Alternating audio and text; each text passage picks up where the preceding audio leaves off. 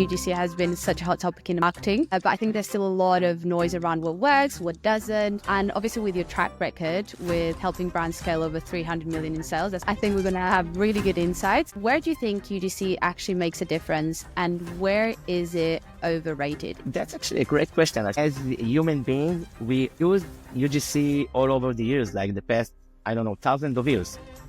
I saw brands that use only videos, only UGC, and they then neglecting the other part that you need. We sold in each year over 300 million USD sales for the brands that love and working with us. I think that the biggest mistake that I see in a lot of brands is especially the analysis and the research.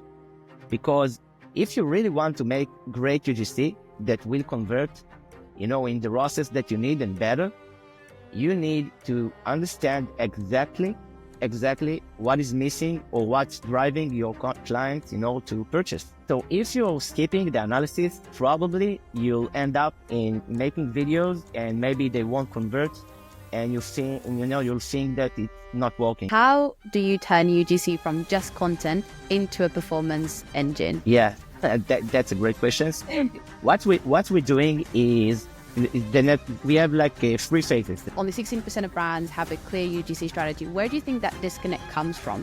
Do you think it's because they don't see it as a strategic asset, they don't have the resources to execute it properly, or are they scared that they're not going to have control over their messaging? Where do you think that disconnect is between what consumers are craving and what brands are giving them? Hi, Sami. Great to have you here. I'm super excited to have this conversation. I'm Joanna, Product Marketing Manager at Embed Social, and I came across your LinkedIn and I thought you had really good takes on marketing, UGC, paid media. So I thought it would be great to get 2 minds together, have a conversation. UGC has been such a hot topic in marketing, but I think there's still a lot of noise around what works, what doesn't. And obviously with your track record with helping brands scale over 300 million in sales, that's amazing. I think we're going to have really good insights. So before we dive into all of that, I'd love to hear a bit about your journey, what got you to to where you are right now, and what led you to build Shtik Media. What led you to build it and specialize in helping brands grow at this scale? Yeah, thank you very much. So again, thanks for having me, Joanna. I really appreciate it.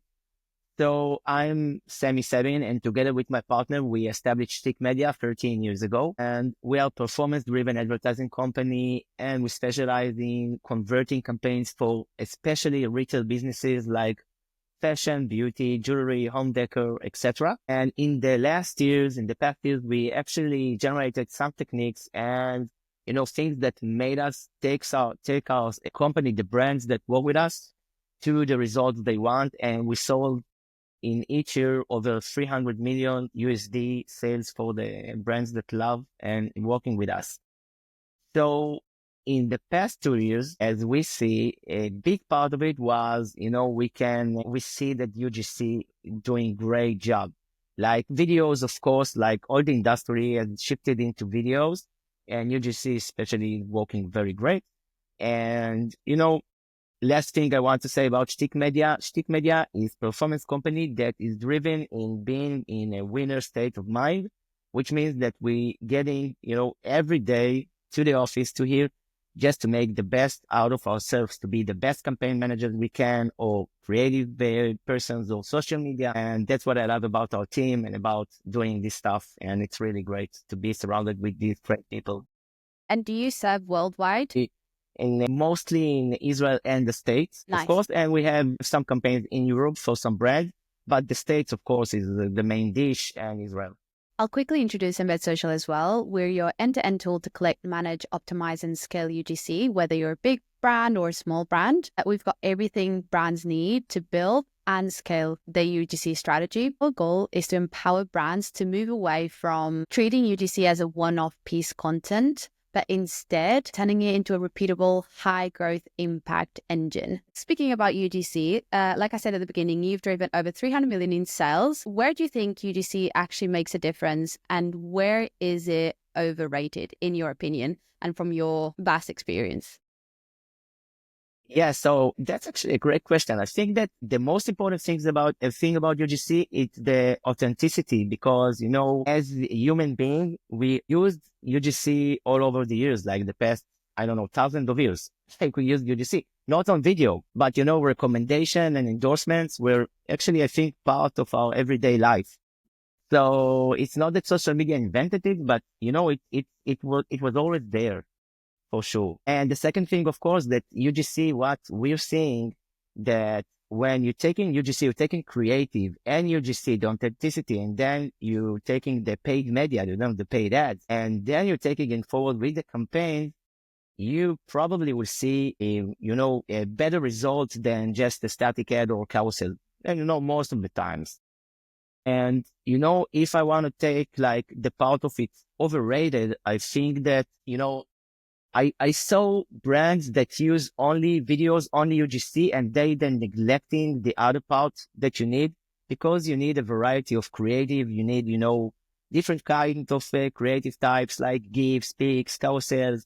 You need to keep using them. So I think that's the part that it's, most, people mistaking sometimes, because Yeah. you need to test everything. That's what we believe in, No, and I think it's great because obviously you're in the performance space, so you've got that mindset. And I think when it comes to UGC strategy, I was reading it, I think last week, I think only 16% of brands have a UGC strategy, because I think most of them see it as a one and done content piece. Whereas like what you're saying is to have it as a performance asset where you measure it, you adjust it, you improve it, you iterate, and you repeat that process on constantly until you get it right, rather than just like, great, I've got video, that's it, I'm done with UGC. And it is crazy when you think about only 16% of brands have a clear strategy. So I think what you said at the beginning as well, like as humans, we relied on our community and shared experiences and interactions for the way we communicate. And I think UGC does just that. And what do you think is the biggest conception brands have about UGC? What is something that they're getting completely wrong? Obviously, apart from the one and done concept, is there anything else that you think brands could be doing instead to improve? Yeah. So I think, Joanna, as you said, the first thing is the strategy, the lack of strategy, because, they're taking it to, they're saying, okay, let's make UGC videos. And they started to, to search for them, like on groups, they're searching for in different platforms. And then they just make the creative or send the product. And, they just see the creator just makes whatever he thinks. And you must build strategy for UGC if you want it to work and to perform well. And I think that the biggest mistake that I see in a lot of brands is especially the analysis and the research. Because if you really want to make great UGC that will convert, in the process that you need and better, you need to understand exactly what is missing or what's driving your clients, to purchase. And if you're skipping this phase, and it's, before you're searching for the creators, before the creative, before anything, before you even, you're thinking about the camera, you need to analysis, you need to take, and here I want to take, to give what we're doing, our method. We're taking all the information we can take, for example, from the website, from Facebook comments, from Amazon comments, from TikTok, from Yotpo. If you have Yotpo on your Shopify website, for example, we're taking all of this information and we're analyzing it with AI tools and, different techniques. And then we build something like 40 creative concepts with different hooks that each one of them is touching, the pain, the need of the client. So if you're skipping the analysis, probably you'll end up in making videos and maybe they won't convert, and you'll think that it's not working. And that's, I think, the biggest, misconception. So what you're saying is basically people should put a lot more emphasis and focus on the campaign phase, so the research, and the post-campaign phase to iterate the next one to come. So maybe the brands are focusing too much in the middle, which is creating a video, but then they're not doing anything before that or after that, which then, you just in that toxic cycle of making the same mistakes because you're not doing enough research or analyzing what's working and what's not. That's what you're saying. Yeah. Yeah. And even, if you're taking like, for example, like you've made the research and then you produce the UGC videos and then it didn't work. Okay. You need to iterate. You need to understand what didn't work, try to understand, find the reasons, and then go back to the table, make another analysis and create the new ones because it's working, Yeah. At the end of the day, it's working. Yeah, exactly.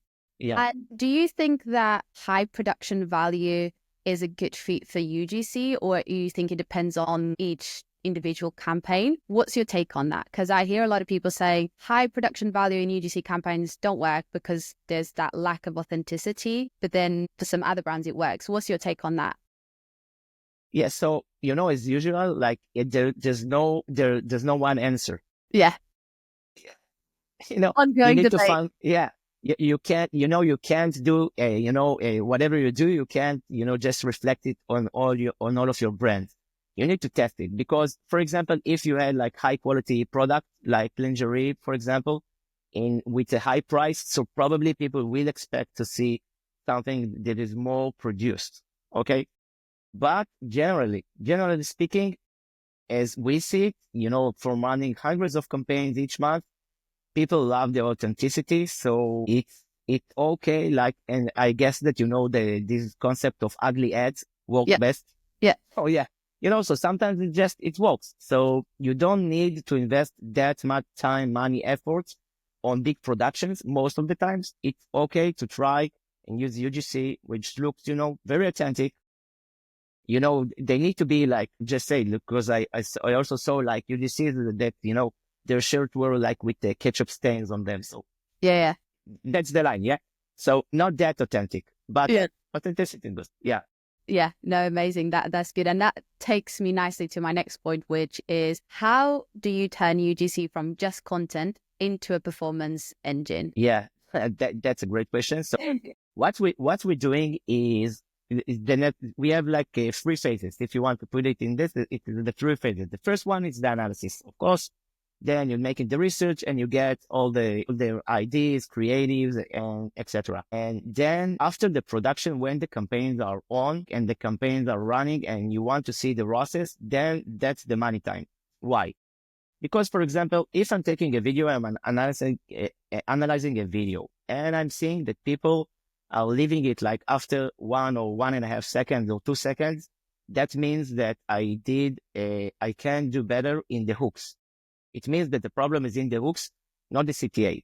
And if I'm seeing, for example, I see a video that people watch 20 seconds and they survive 20 seconds, which is a lot, and they didn't convert, that means that in the middle or in the end of the video, the CTA, I have a problem. So what we do, we are analyzing the video itself to understand what didn't work in this video.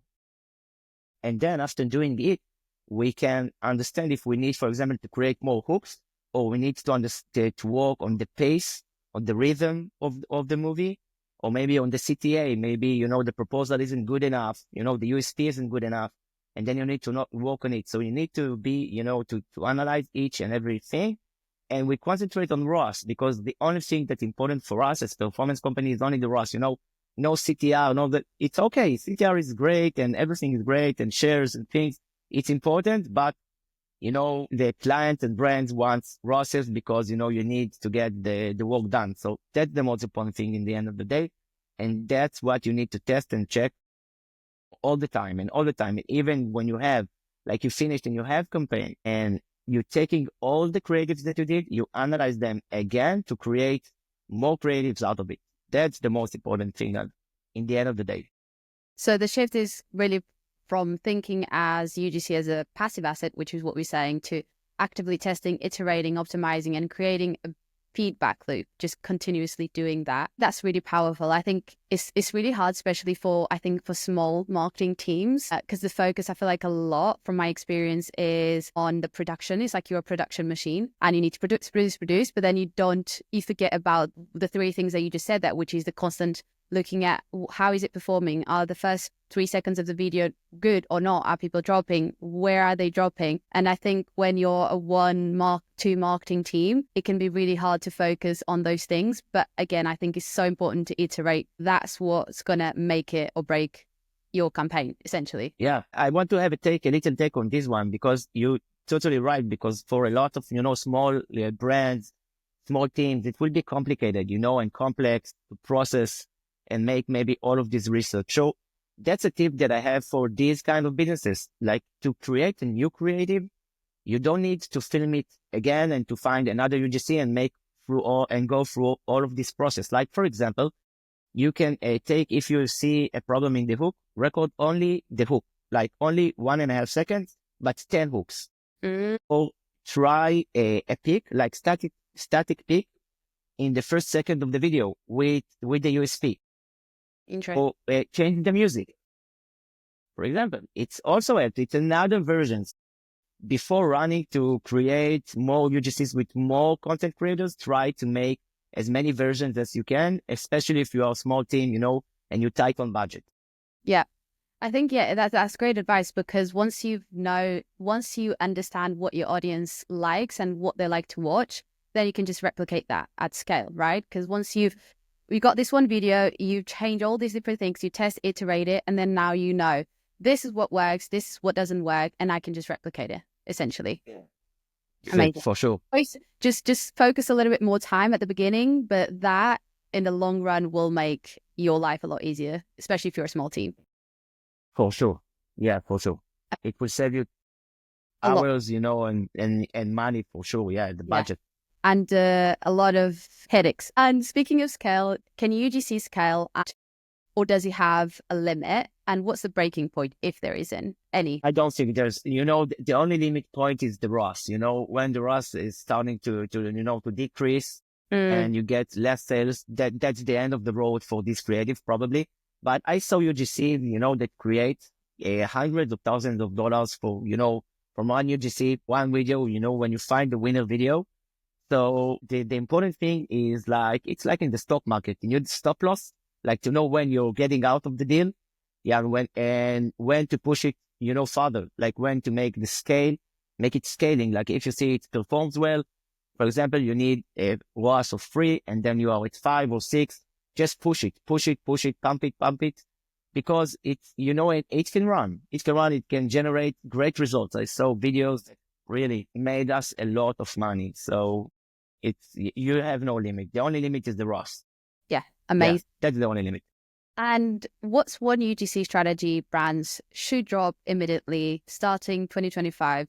Do not do this. That's actually a great question. I think that the most important thing is all the handling with the promotion and the campaigns approval by the UGCs.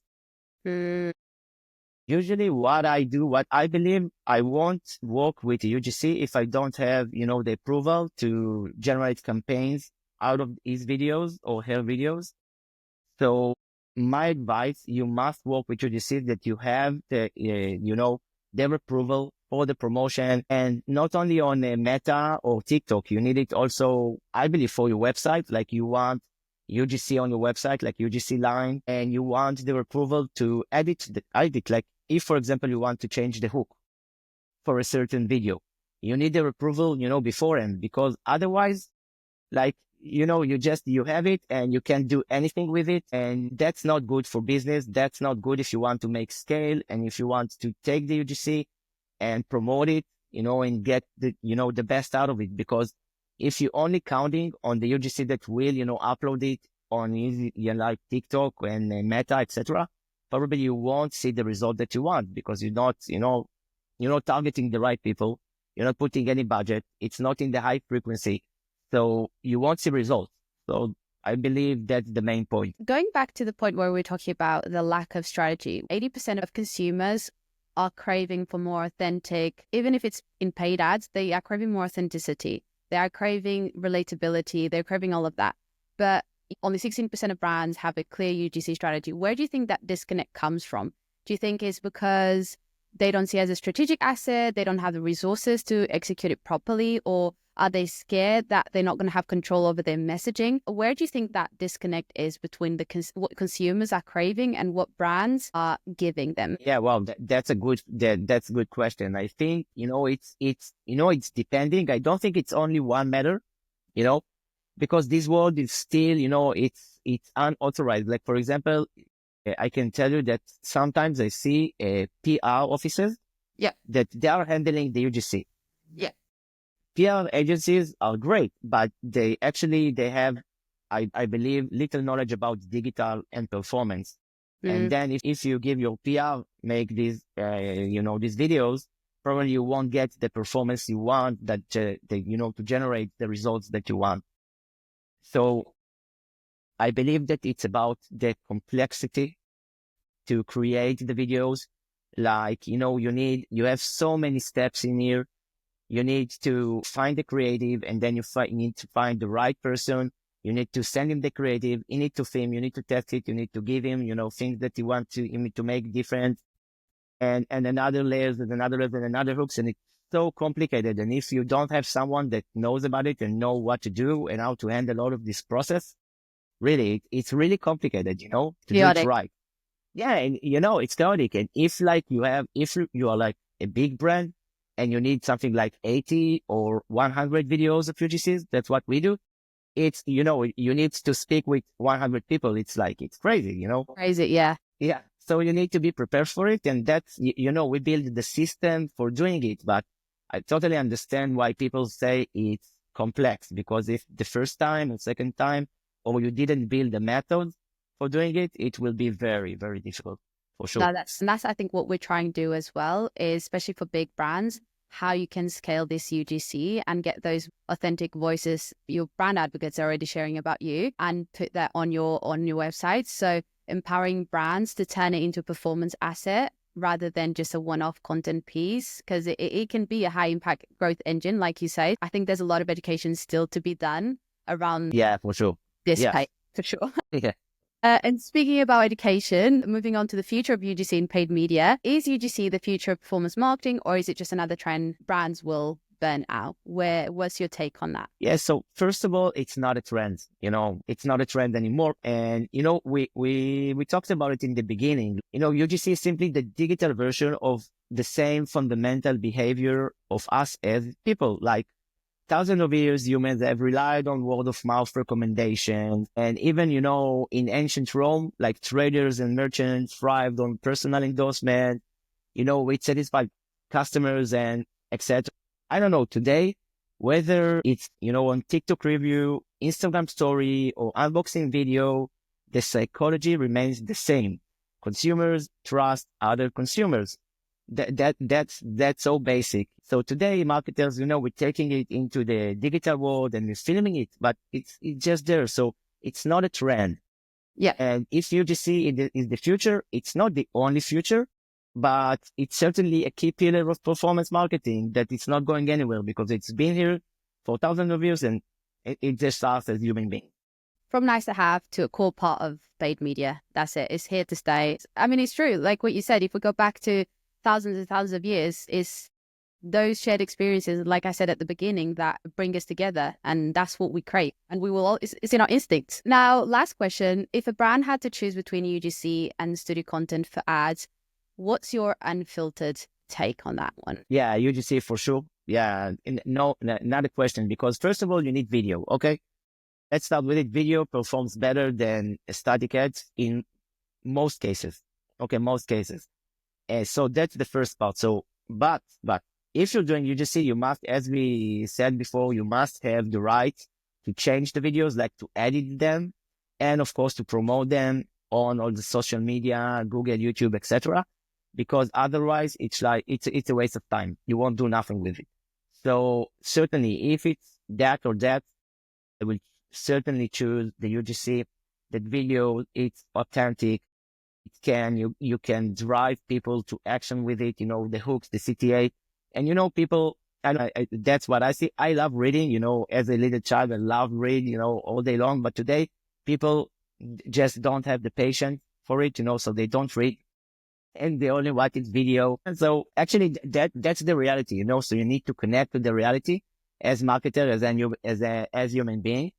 So I totally would pick up the UGC. Not a question. I think it also comes down to what you said at the beginning, thinking about the why behind the content choices. What's your goal? Like you're saying, if you're a high production, if you've got really expensive product, obviously high content, high production content will work for that. So the why as well, I think it plays a factor in that. And using the tool for the job, of course, yeah. The right tools to be, if you want to scale, you have to have the right tools to do that. So this was a really good conversation. I can't believe it came to an end because I was really enjoying. Yeah, thank you very much. I really appreciate you sharing your expertise, Sami. And I think so many brands are still figuring out how to make UGC work at scale. And I think this conversation clears up a lot of misconceptions, but also is a perfect starting point for brands looking to turn UGC into a performance engine. They can just take some of your advice and start putting it into action. If you're looking to take your performance advertising to the next level, you should definitely check out Sami and Shtik Media. I'll tag them in the LinkedIn post. You're experts in helping brands drive sales through data-driven creatives and smart performance ads.